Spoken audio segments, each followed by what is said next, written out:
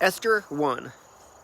These events took place during the days of Ahasuerus, who ruled 120 provinces from India to Cush.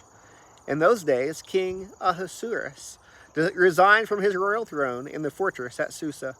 He held a feast in the 3rd year of his reign for all his officials and staff, the army of Persia and Media, the nobles, and the officials from the provinces. He displayed the glorious wealth of his kingdom and the magnificent splendor of his greatness for a total of 180 days.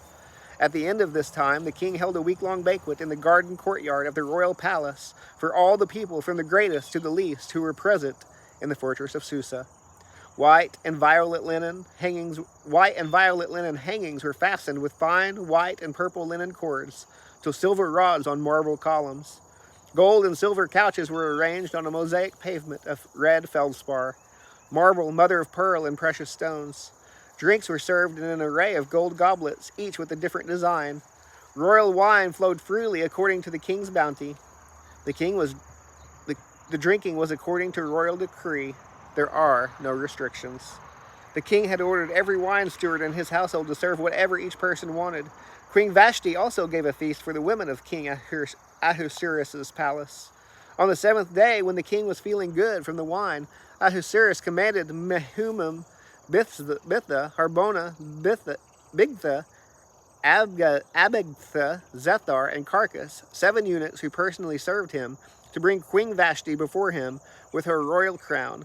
He wanted to show off her beauty to the people and the officials, because she was very beautiful. But Queen Vashti refused to come at the king's command that was delivered by his eunuchs. The king became furious, and his anger burned within him. The king consulted the wise men who understood the times, for it was his normal procedure to confer with experts in law and justice. The most trusted ones were Karshina, Shethar, Admatha, Tarshish, Maris, Marcina, and Memucan.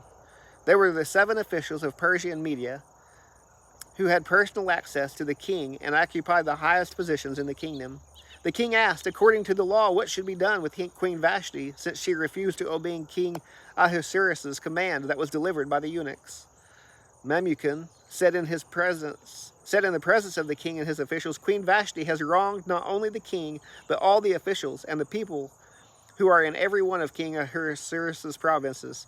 For the queen's action will become public knowledge to all the women, and cause them to despise their husbands and say, King Ahasuerus ordered Queen Vashti brought before him, but she did not come. Before this day is over, the noble women of Persia and Media who heard about the queen's act will say the same thing to all the king's officials, resulting in more contempt and fury.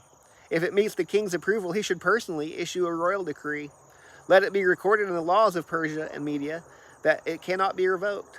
Vashti is not to enter King Ahasuerus' presence, and her royal position is to be given to another woman who is more worthy than she.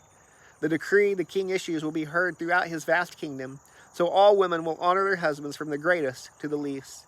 The king and his counselors approved of the proposal, and he followed Memucan's advice. He sent letters to all the royal provinces, to each province in its own script, and to each ethnic group in its own language, that every man should be master of his own house and speak in the language of his own people.